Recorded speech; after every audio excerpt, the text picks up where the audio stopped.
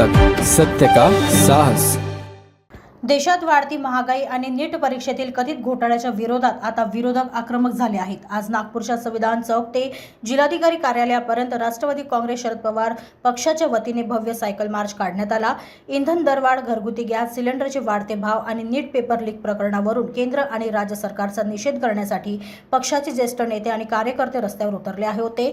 शरदचंद्र पवार गटाचे नेते अनिल देशमुख यांनी सांगितले की आज ज्या प्रकारे पेट्रोल, डिझेल आणि घरगुती गॅसचे दर सातत्याने वाढत आहेत, त्यामुळे सर्वसामान्य जनता प्रचंड अडचणीत सापडली आहे। आमच्या शेतकऱ्यांना ट्रॅक्टरसाठी डिझेल मिळेनासे झाले आहे। शहरात इंधनाची टंचाई आणि महागाई वाढली असतानाही केंद्र आणि राज्य सरकारला या गंभीर समस्येची कोणतीही काळजी नाही। गेल्या अवघ्या 10 दिवसात प्रति लिटर 8 रुपयांची दरवाढ झाली आहे।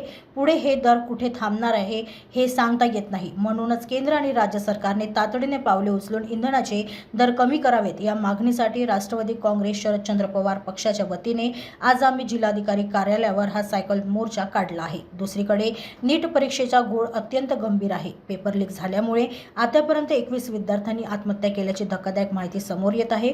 देशभरातील तब्बल 22 लाख विद्यार्थी या घोटाळ्यामुळे बाधित झाले आहेत। यावर्षी हा प्रकार उघडकीस आला, पण गेल्या किती वर्षापासून हा गोरखधंदा सुरू आहे कोणालाच ठाऊक नाही। सरकार केवळ कारवाई करू असं आश्वासन देत आहे, पण 22 लाख विद्यार्थ्यांचे भविष्य धोक्यात आले असताना केंद्र सरकारला नीट सारखी एक परीक्षा ही सुरळीतपणे घेता येत नाही का, हाच सवाल आज देशातील जनता विचारत आहे।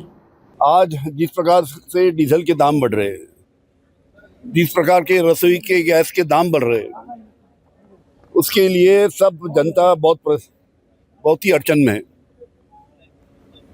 हमारे किसान, उनके ट्रैक्टर को डीजल नहीं, शहर में डीजल और पेट्रोल की बहुत बड़ी किल्लत है। उसके बावजूद भी केंद्र शासन और राज्य शासन का इस मसले के ऊपर कोई ख्याल नहीं।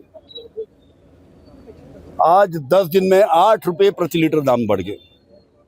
आगे और क्या कितने दाम बढ़ेंगे कोई बोल नहीं सकता है।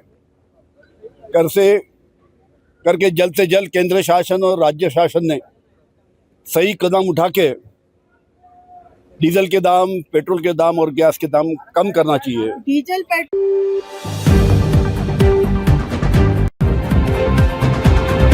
अब तक सत्य का साहस।